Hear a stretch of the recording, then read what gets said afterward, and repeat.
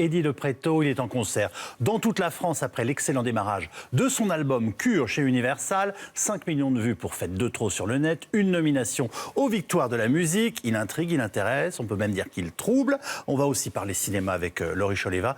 Mais tout d'abord, le cas Eddie de Pretto, David. Ah bah ouais, c'est troublant. C'est troublant de voir si jeune comme ça, quelqu'un qui a des textes approfondis, qui a un timbre de voix, qui nous emmène chez Nougaro, qui nous emmène parfois chez Aznavour, qui a son caractère à lui. Bien sûr qu'on est troublé, on se dit, en principe, il faut 10 ou 15 ans pour avoir cette maîtrise dans les textes. Et puis lui, il arrive, paf, et il charme tout le monde sur son passage. et derrière ces textes, alors l'album que vous venez défendre, ça s'appelle Cure. Alors pour ma génération, Cure, on disait Cure. Et c'était une génération qui était un peu désenchantée, etc. C'est une cure de quoi, votre album? De désintox, d'intox, de quoi? C'est les deux. Il y a le positif tout autant que le négatif. C'est surtout l'envie. Moi, c'est la consonance du mot cure qui me plaisait là-dedans. C'est que ça n'épargne pas à l'oreille, ça écorche même. Et je trouvais que c'était assez similaire par rapport à ce que j'avais mis dedans. Il y a quelque chose de très frontal, très direct. Et cure, il y a ce truc de cru et sonoré. Dans la consonance du mot, ça me plaisait. Et en même temps, une cure, c'est quelque chose qui soigne. Mais quand on écoute l'album, il est tourmenté, il est charnel, il est transpirant. Faites attention, vous allez nous dire qu'il est obscur.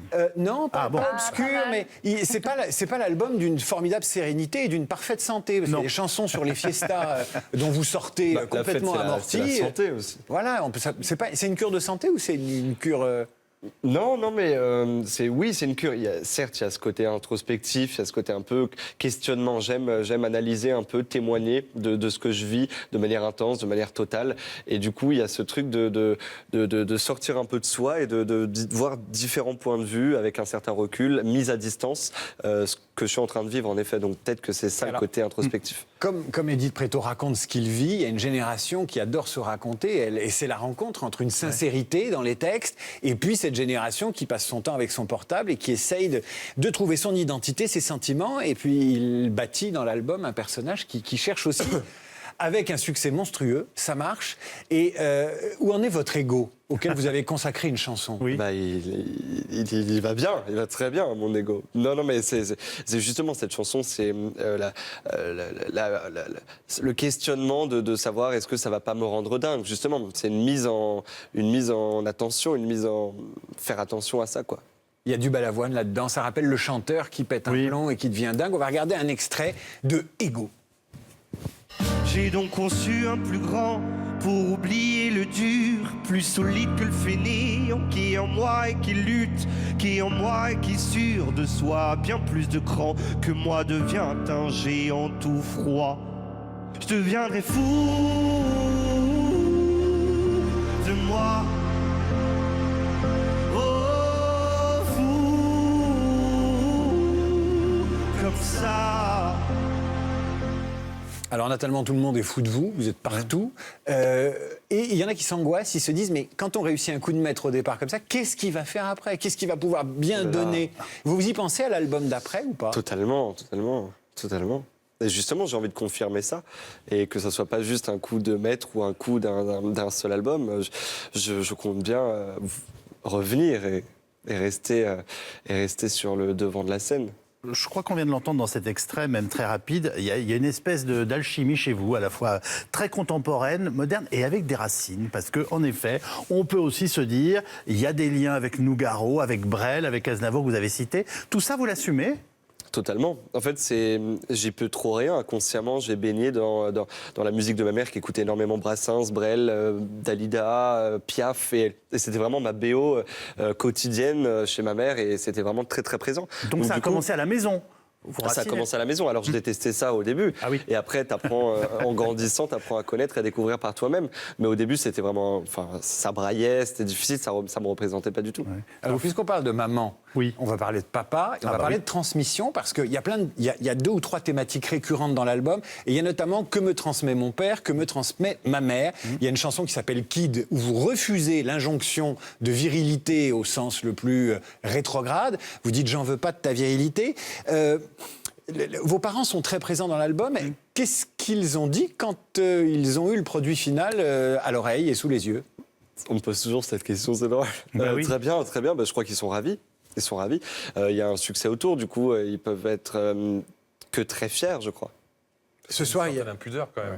Il y a une certaine impudeur, mais moi j'ai toujours, enfin, je me suis jamais censuré vis-à-vis de quoi que ce soit, justement. Et c'est l'envie que j'ai d'aller le plus brutalement sur le premier degré que j'ai envie de dénoncer là-dedans, dans ce que je ressens le plus intimement, pardon. Et du coup, je me moque un peu de, même mes parents, de ce dont ils pensent vis-à-vis de tout ça. On va regarder un extrait de Kid, la fameuse chanson où Eddie de Pretto répond à son père en lui disant « Je vais pas être le kid que tu crois ». Ok.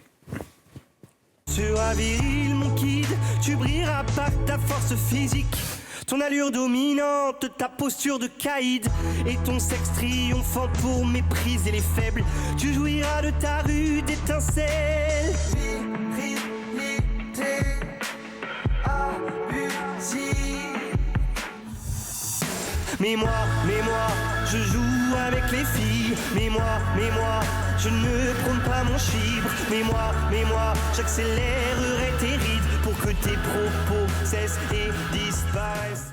Alors, je vais vous dire, Eddie de Pretto, moi, la première chose importante, c'est un vieux schnock qui vous dit ça, c'est j'ai été très surpris de comprendre tous vos textes. C'est-à-dire que tout ce que vous me racontez, je le comprends, je l'entends, ça peut me toucher, ça dépasse les générations, ce qui n'est pas le cas dans toute la nouvelle génération. Hein. Je dis ça sans mépris, mais donc ça fait beaucoup de bien. Et j'ai envie de vous dire, dites-nous de quoi vous avez envie de nous parler. C'est finalement, quels sont les thèmes, en dehors de vous, qui est le central de tout ça, dont vous aviez envie de nous parler dans vos chansons et dans vos textes? J'ai surtout envie de me raconter et j'aime l'idée de justement pouvoir analyser le plus authentiquement possible ce que je ressens et ce que je vis en fait, mais de manière globale. Là aujourd'hui il y a des thèmes comme Ego qui est une chanson récente sur justement la notoriété et les retombées de ça.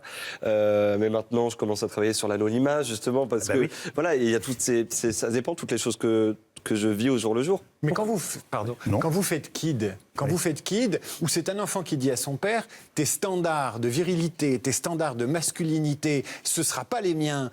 J'irai pas montrer, pardon, je mets des grosses guillemets, c'est vos paroles, j'irai pas exhiber mon chibre et je ferai pas le gorille comme tu me prédestines. On est à 2 jours de la journée de la femme, on n'arrête pas de réfléchir à nouveau la répartition des rôles, on réfléchit sur les genres. Là, vous avez un discours qui est quasi politique dans cette chanson.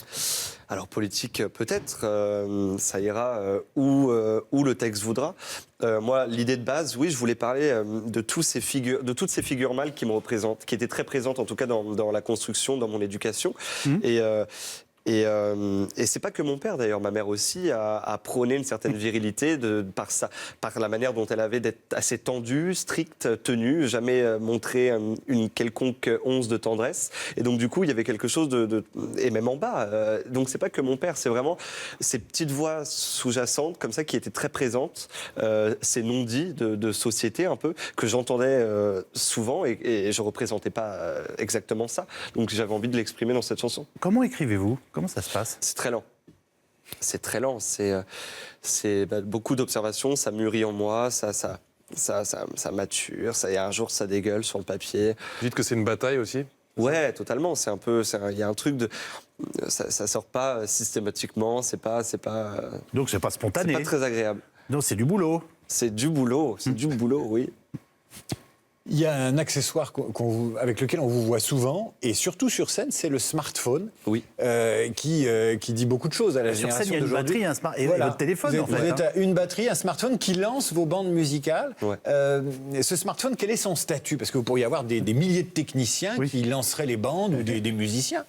Non, justement, je voulais peu de musiciens pour que visuellement, on puisse se focus, je ne sais pas si ça se dit, se concentrer sur très peu de choses justement, et pour qu'on entende le texte principalement, à la virgule près, qu'on entende les détails parce que c'est bavard, il y a beaucoup de choses, et donc du coup je voulais que ça soit assez frontal, assez direct avec le public, et qu'on ne puisse pas visuellement se perdre dans d'autres choses. Un peu comme Vianney avec sa guitare, Vianney qui fait un truc qui n'a rien à voir avec le vôtre, mais vous vous sentez proche d'un Vianney ? Oui. Non. Vous avez le droit de dire non, je sais pas. Non, mais je connais pas obligé d'être confraternel. Je ne connais pas trop, c'est à ce point-là. Alors, je connais pas trop Vianney. On va peut-être voir un dernier extrait, pardon, je vous ai interrompu. Non, je disais juste je connais pas trop, donc je savais pas qu'il était qu'avec une guitare. Une autre thématique de l'album, c'est la norme, c'est le genre, c'est faut-il être à sa place, faut-il en sortir, qui suis-je ? Normal, c'est le titre du clip. Tu tentes de me tuer de tes remarques, de me vider à coups de hache. Mais jeune homme, sais-tu seulement que je me maquille pour te rentrer dedans? Ça y est, ça te glace le sang. Que tu sois gars ne soit qu'un minime détail. Que tu sois charme tout presque comme une dame. Non, ne donne pas ton âme au diable. Et le pire, fais attention garçon. Faire joujou dans ton petit pantalon peut me provoquer de fines réactions. Allez, tourne-toi, dégage, que je tape le fond. Je suis complètement normal, complètement banal. Je suis complètement normal. Je suis tellement malade. Je suis complètement normal, complètement banal. Je suis complètement normal. Je suis tellement malade. Alors, j'ai écouté très attentivement les chansons. Il y a du cru, il y a du cul. Il y a presque du porno, mais du porno beau. C'est une autre source de vos inspirations. Du porno beau. J'ai glissé ma langue dans des bouches saliveuses, dans des tout petits angles où l'on voit que les muqueuses. C'est bien de vous, ça. Vous osez ça. On peut être héritier d'Aznavour, de Nougaro et aller dans le cru. Ouais. Mais c'est drôle, moi, j'ai pas la notion d'oser, justement. J'ai l'impression que la scène, le texte m'offre cette liberté-là de dire exactement ce quoi j'ai envie. Et voilà, j'ai envie de les défendre, mais pour moi, il n'y a pas de oser, de pas oser. Il n'y a pas un truc qui diffère que de parler. Du moment que c'est amené, c'est assumé, et c'est oui, assumé, je vois pas de problème.